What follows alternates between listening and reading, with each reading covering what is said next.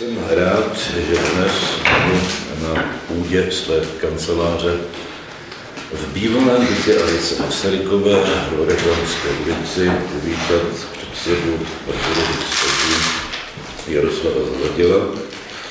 Jsem si vědom toho, že odbory, podobně jako další politické organizace, ve volbě prezidenta budou postupovat zcela nezávisle a každý jejich člen se bude rozhodovat podle vlastního vědomí a svědomí. Nicméně jako jeden z prezidentských kandidátů samozřejmě považuji za svoji povinnost setkávat se s vedoucími představiteli odborů a obnovit tradici, která existovala za mé vlády, když tady plně fungovala tripartita a když do jediná stávka, která byla 15minutová stávka na železnici, které si nikdo nevšiml, protože to všichni pokládali za normální zpoždění vlaku.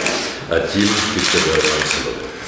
Takže já navážu na slova Miloše Zemana, tak samozřejmě, že ty vztahy naše jsou dlouhodobé, tak jak už řekl, když dělal premiéra, tak skutečně jsme se pravidelně setkávali, dokonce s celou vládou, což od té doby prakticky vůbec nebylo.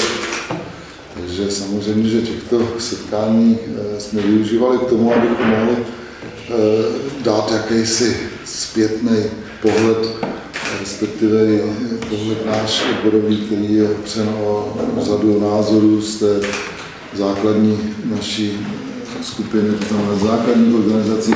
A pro vládu to samozřejmě, pro rozumnou vládu se domníváme, že takováto setkání můžou být velmi prospěšná, protože se dozvědí věci nefalšovaně, jasně, mnohdy i ne zcela v rukavičkách se hovořilo, ale myslím si, že pokud ta vláda byla rozumná a pokud skutečně ty naše návrhy, argumenty byly zajímavé, tak si s nimi vláda určitě naložila tak, jako znala záhodné. Já myslím si, že tohle se v současné době vůbec neděje, protože jsme také z té partity na čas odešli, bychom se tam teď vrátili. Takže ano, já mohu jenom potvrdit to, že i očekávám, a tak jak to tady bylo řečeno, že se naváže na to, co bývalo, že se určitě budoucí prezident, já samozřejmě očekávám, že budoucí prezident by mohl být Miloš Zeman, takže k těm schůzkám bude dokázat, že se obnoví tradice, kterou naposledy dodržoval Václav Havel.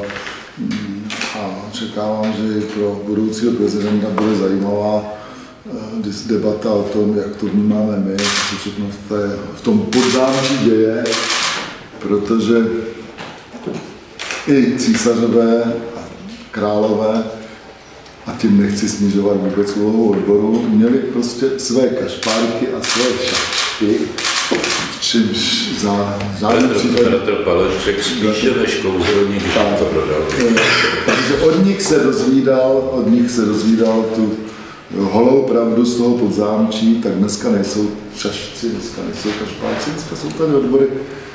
A ti jsou od toho, aby říkali věci tak, jak to cítí, tak, jak to vnímají a je skutečně potom už na té rozhodovací moci, ať už to je vláda nebo prezident, jak si s tím naloží.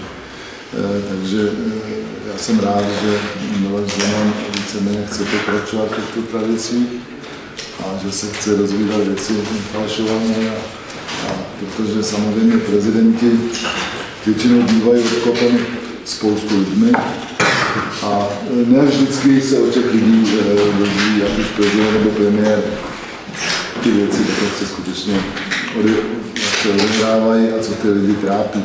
My očekáváme od nového prezidenta, že tady v tomhletom se začne, nebo že on začne usilovat o to, aby se tyhle ty poměry lepšily.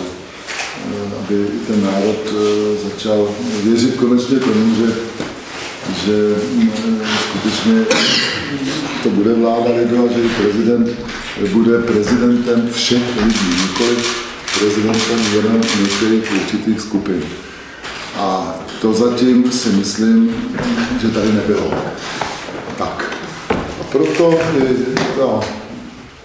můj postoj k Milošovi Zemanovi, kde mohu říct, v čem jsme velmi podobní. Když něco říkáme, tak to vždycky platí. A platí. Zatímco v mnoha případech současných politiků tohle jakoby vymizelo. Tak si přece nemusím nic podepisovat. Mně stačí slovo a podat ruku. Ale tohle jakoby vymizelo z té českomoravské kotliny a začínáme se ubíjet tím, že všechno se musí 14 podepsat a ono to pak stejně neplatí. A já doufám, že Miloš Zeman díky té své buldočí povaze, kterou má, že tam tohle